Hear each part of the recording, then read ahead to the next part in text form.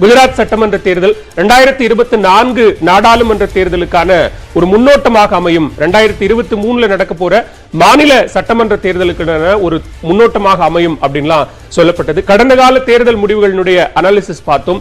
கிட்டத்தட்ட ஒரு தீவிர சூறாவளி சுற்றுப்பயணத்தை மேற்கொண்டு பிரதமர் நரேந்திர மோடியும் உள்துறை அமைச்சர் அமித்ஷாவும் தங்களுடைய பிரச்சாரத்தை சொந்த மாநிலத்தில் மேற்கொண்டாங்க.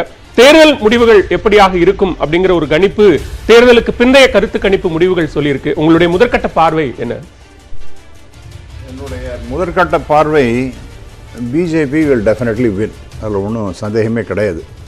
போன முறையே வெற்றி பெற்று இருக்கின்ற அவங்க பிஜேபியை பொறுத்த வரைக்கும் 24/7 365 days in a year அவங்க ஒரே எலெக்ஷன் மோட்லேயே இருக்கக்கூடிய கட்சி. அந்த மாதிரி ஒரு கட்சியை பார்க்கறதுங்கிறது ரொம்ப ரொம்ப அபூர்வம். அவங்க இதே தான் எலெக்ஷனை தான் அவங்க முன்னிறுத்தி எல்லா வேலைகளும் செய்து கொண்டிருப்பார்கள். இந்த முறை கடுமையாக வேலை செஞ்சுருக்காங்க. அதில் நம்ம பிரைம் மினிஸ்டராக இருக்கட்டும் அல்லது ஹோம் மினிஸ்டராக இருக்கட்டும் அவங்களுடைய சொந்த இடம் அது. அதனால ஒரு ப்ரெஸ்டீஜ். செகண்ட் பாயிண்ட்டு வரக்கூடிய 2024 தேர்தலில் குஜராத் என்பது ரொம்ப முக்கியமானது. இது தான் நேஷனல் ட்ரெண்டாக கூட எடுத்துக்கொள்ளலாம். அங்கே யார் வெற்றி பெறுகின்றார்கள். அதனால் பிஜேபியை பொறுத்த வரைக்கும் டெஃபினட்டாக அது that is going to be the winner. அதில் ஒன்றும் சந்தேகம் இருக்கிறதாக தெரியலை. அதே சமயத்தில் காங்கிரஸுக்கு இந்த தடவை சர்ஜா ஆகிறதுக்கு வாய்ப்பு இருந்தது. ஆனால் அந்த ஆம் ஆத்மி பார்ட்டி அங்கே that is going to be the spoiler for Congress. ஆகவே காங்கிரஸால் இந்த தடவை எவ்வளோ பெரிய அளவுக்கு பெர்ஃபார்ம் பண்ண முடியும் தெரியல. போன தடவை தட் இஸ் அ மேக்ஸிமம். அதாவது நீங்கள் எடுத்துட்டீங்கன்னா சீரியஸாவே அது ஒரு மும்முனை போட்டின்னு எடுத்துக்கலாமா? காங்கிரஸுக்கு ஒரு டஃப் ஃபைட்டை கொடுத்திருக்கிறது ஆம் ஆத்மி அப்படின்னு பார்க்கலாமா?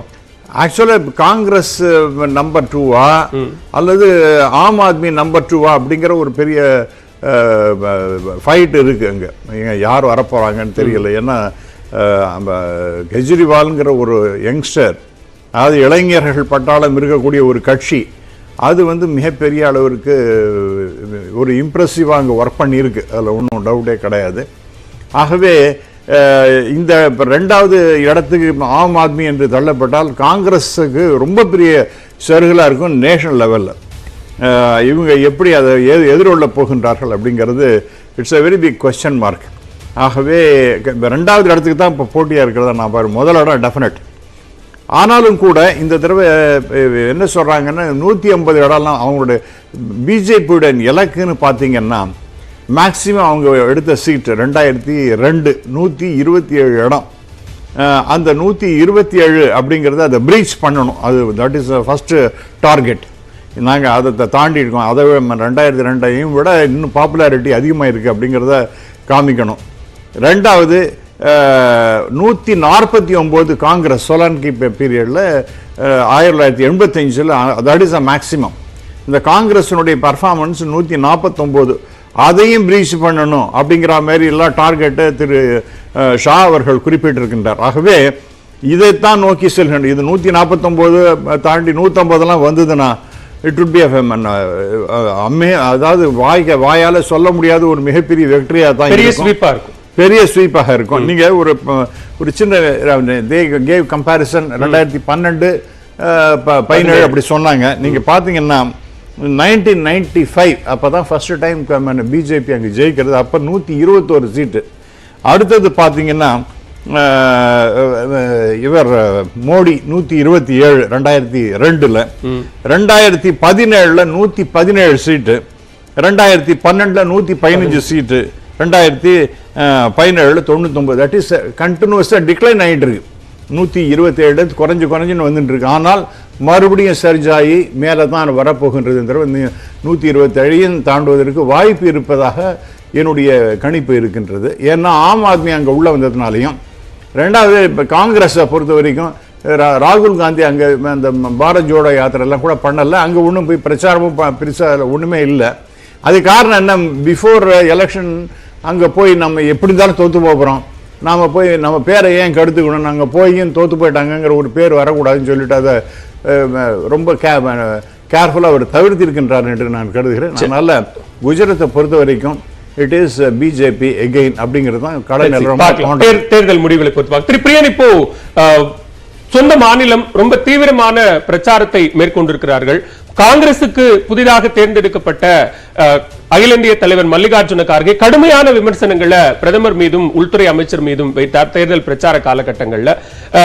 இது இத்தனை ஆண்டு காலம் ஆட்சியில் இருந்து குஜராத்ல என்ன வளர்ச்சி இதுவரைக்கும் இருந்திருக்கு, வேலை வாய்ப்பின்மை மிகப்பெரிய அளவில் பேசுபொருளாக மாறி இருக்கிறது, அரசாங்க வேலையிடங்கள் பணியிடங்கள் கிட்டத்தட்ட பல லட்சம் பணியிடங்கள் காலியாக இருக்கிறது, விவசாயிகளுக்கு பெரிய அளவில் துரோகம் இழைக்கப்பட்டிருக்கு, கல்வி வளர்ச்சி இல்லை அப்படின்னு நிறைய குற்றச்சாட்டுக்களை முன்வைத்து இந்த முறை உங்களுக்கான வெற்றி வாய்ப்பு இல்லைங்கிற மாதிரியான விமர்சனங்கள் எல்லாம் முன்வச்சார். ஆனா தேர்தலுக்கு பிந்தைய கருத்து கணிப்பு முடிவுகள்லாம் ஒரு பெரிய ஸ்வீப் அப்படிங்கிறது தான் நாம கடந்த கால முடிவுகளோடு ஒப்பிட்டே கூட நம்ம பார்த்தோம். உங்களுடைய முதற்கட்ட பார்வை என்ன குஜராத் மற்றும் இமாச்சல்? அதாவது காங்கிரஸ்லேருந்து ஒலிக்கிற இந்த மல்லிகார்ஜுன கார்கேயோட குரல் அது ஒரு ஒற்றை குரலாக தான் நான் பார்க்குறேன். நான் ஆக்சுவலாக அது ஒரு கன்சாலிடேட்டடாக ஒரு ஒற்றுமையின் காங்கிரஸோட ஒற்றுமையின் குரலாக நான் அதை பார்க்கல. ஏன்னா காங்கிரஸ் அது ஒரு சீரியஸான ஒரு மிஷனாக எடுத்திருந்தாங்கன்னா குஜராத்தை அவங்க என்டையர் டீமும் அங்கே ஒர்க் பண்ணியிருக்கணும் ஆக்சுவலாக. பட் இப்போ மக்களுடைய இதுக்கே விட்டுட்டாங்க, அவங்களுடைய விருப்பத்துக்கே விட்டுட்டாங்க. காங்கிரஸ் பிரச்சாரம் சரியாக டீப் ரூட்டடாக அது இல்லைன்னா கூட மக்கள் இந்த பாஜக கவர்மெண்ட் மேலே ஒரு வெறுப்பில் இருப்பாங்க, நமக்கு ஓட்டு போடுவாங்கன்ற எண்ணத்தில் அவங்க இருக்காங்க. பட் அது காங்கிரஸுக்கு ஒரு பேசிக்கான அங்கே ஒரு ஓட்டு குஜராத்தில் இருக்குது. அதாவது கிட்டத்தட்ட பார்த்தீங்கன்னா ஒரு 14% மலைவாழ் மக்கள் ட்ரைபல் இருக்காங்க, ஒரு 7% ஷெட்யூல் காஸ்ட் பட்டியலின மக்கள் இருக்காங்க, ஒரு 21% + 9% முஸ்லீம்கள் இருக்காங்க, ஒரு 30% இந்த பட்டியல் தவிர அதர் கம்யூனிட்டியில் இருக்கிற ஒரு ஓட்டை ஒரு 15% வாங்கினா கூட போன வாட்டி அவங்க 41% ஓட்டு வாங்கினாங்க. காங்கிரஸ் 77 இடங்கள் வாங்கினாங்க. ராகுல் காந்தி கடுமையாக சுற்றி பிரச்சாரம் பண்ணார் போன வாட்டி. இந்த வாட்டி அது மைனஸ் ஆகுது. பட் நீங்கள் சொன்ன மாதிரி பாஜகவுக்கு பலவிதமான டிஸ்அட்வான்டேஜஸ்லாம் அங்கே இருக்கிறத நம்ம பார்க்குறோம். அதனால தான் ஃபீபீஸ்லாம் இலவசங்கள் கொடுக்கறதெல்லாம் அதை கண்டித்த பாஜக தாராளமாக அள்ளி வாரி விட்டுருக்காங்கன்றதை நம்ம பார்க்குறோம். நம்ம அதை வச்சு அங்க பிரச்சாரமும் முஸ்லீம் வாக்கு சதவீதத்தை சொன்னதுனால குறிப்பிட வேண்டியிருக்கு. காயத்ரி சொன்ன அந்த பாயிண்ட்ல இதுவரைக்கும் பாரதிய ஜனதாவுக்கு எதிரான இஸ்லாமியர்களுடைய வாக்கு வங்கியை காங்கிரஸ் அறுவடை செய்து கொண்டிருந்தது. ஆனா இந்த முறை அந்த வாக்கு வங்கியை கணிசமாக ஆம் ஆத்மியும் ஏஐஎம்ஐஎம்மும் அறுவடை செய்வதற்கான ஒரு வாய்ப்பு இருக்கு அப்படிங்கிற ஒரு சூழல் இருக்கு. காங்கிரஸை தாண்டி பாஜக காங்கிரஸை தாண்டி ஆம் ஆத்மியும் ஏஐஎம்ஐஎம்மும் இந்த இஸ்லாமியர்களினுடைய வாக்குகளை அறுவடை செய்தால் அது ரெண்டு கட்சிகளுக்குமே ஓரளவுக்கு பாதிப்பை ஏற்படுத்துமா அப்படிங்கிற பாயிண்ட்டும் பாருங்க. இல்ல நிச்சயமா இந்த ஆஸ்பெக்டை நம்ம கவனிக்காம விட முடியாது. ஏன்னா ஓவைசி சமீப காலங்களில் பல்வேறு மாநிலங்களில் ஒரு போட்டி போட்டு காங்கிரஸுக்கு இருக்கிற அந்த ஓட் பேங்கை பிரிக்கிறத நம்ம பார்க்குறோம். பீகார் முதற்கொண்டு பல மாநிலங்களில் அதை அவர் பண்ணிட்டு இருக்காரு. அது அவர் வேணும்னு பண்ணுறாரா இல்லை அவருடைய கட்சியை வளர்க்கறதுக்காக பண்ணுறாருன்றதெல்லாம் ஒரு கேள்விக்குறியான விஷயம். ஆம் ஆத்மியை பொறுத்த மட்டும் குஜராத்தில் அவங்க ஒரு அவுட் சைடராக கருதப்படுறாங்க. அதுதான் பாஜக வைக்கிற முக்கியமான பிரச்சாரம். அமித்ஷாவும் மோடியும் மண்ணின் மைந்தர்கள், அவர்களுக்கு தோல்வியே வரக்கூடாது. ஆனால் கெஜ்ரிவால் வெளியிலேருந்து இங்கே பிரச்சாரம் பண்றார். அது ஒரு அவுட் சைடர் பார்ட்டி. குஜராத்துக்கு அதாவது இந்தியா தேசம் ஒரே நாடுன்னு சொல்ற பாஜக குஜராத்தில் வரும்போது மட்டும் ஆம் ஆத்மியை ஒரு அவுட் சைடர்ன்ற ஒரு விஷயத்தை பிரச்சாரம் பண்றதை நம்ம பார்க்குறோம். நம்ம ரெண்டாவது முஸ்லீம்கள் வாக்கு இருக்கு இல்லையா, ஆம் ஆத்மியை முஸ்லீம்கள் நம்ப மாட்டாங்கன்னு என்னோட அபிப்பிராயம். ஏன்னா அவங்க ஒரு சாஃப்ட் இந்துத்துவ கண்டுபிடிக்கிறாங்க. ஓவைசிக்கு வேணா போடுவாங்களே தவிர ஆம் ஆத்மிக்கெல்லாம் பெரிய அளவுக்கு போடுறதுக்கான வாய்ப்புகள் இல்லை. ஏன்னா ஆம் ஆத்மியோட நோக்கம் என்னன்னா சாஃப்ட் இந்துத்துவ கடைபிடிக்கிறது மூலமாக பாஜகவுடைய ஓட்டை வாங்கணும். ஆன்டி பிஜேபி ஓட்டை வாங்குறது மட்டும் இல்லாமல் பாஜகவுடைய ஓட்டை வாங்குறதுக்கான முயற்சிகளில் இறங்கணுன்றது அவங்க பாயிண்ட். நகர்ப்புறங்களில் நிச்சயமா இந்த வாட்டி ஆம் ஆத்மி கொஞ்சம் வாங்குவாங்க. ராமசுப்ரமணியன் சொன்ன மாதிரி அவங்க ஒரு ஸ்பாயிலரா செயல்படுவாங்க. அது ஸ்பாயிலராவே இருக்குமா அல்லது மக்களுக்கு ஒரு சாதகமான சூழலை உருவாக்குமா அப்படிங்கிற இப்போ ஸ்பாயிலர்னு நீங்க சொல்ல முடியாது. ஏன்னா ஒவ்வொருத்தவங்களும் தங்களுடைய கட்சியை வளர்க்கறதுக்கான அடுத்த லெவலுக்கு கொண்டு போறதுக்கான முயற்சிகள்ல அந்த கட்சிகள் இறங்குறாங்க. இப்போ இங்க 6% ஓட்டு வாங்கினா Aam Aadmi will become national party. So அதனால அவங்க அதுல இறங்கும் போது நீங்க உங்க ஸ்பாயிலர்னு சொல்ல முடியாது. அதனால இந்த ஆம் ஆத்மி அல்லது ஓவைசி இவங்களால காங்கிரஸுக்கு பாதிப்பு உண்டு. பட் எந்த அளவுக்கு இருக்கு, இந்த ஓட் பெர்சன்டேஜ் குறைஞ்சிருக்கிறதுனால இது கமிட்டட் ஓட்டர்ஸ் பாஜக ஓட்டு போட்டிருக்காங்களா, மக்கள் ஒரு வெறுப்பில் இருந்தா திரண்டு ஓட்டு போடுவாங்க. இப்ப 63% மேல ஓட்டு பதிவு ஆகல. அதனால இது ரொம்ப கேள்விக்குரியான விஷயம். ஏன்னா கருத்து கணிப்பு கர்நாடகா எலெக்ஷன்ஸ் ஃபெயில் ஆனதை பார்த்தோம். நேற்று நடந்த மாநகராட்சி டெல்லி மாநகராட்சியிலே கருத்து கணிப்பு ஃபெயில் ஆனதை நம்ம பார்த்தோம். அதனால இவிஎம் என்ன ஒரு மர்மத்தை உள்ளே வைத்திருக்குது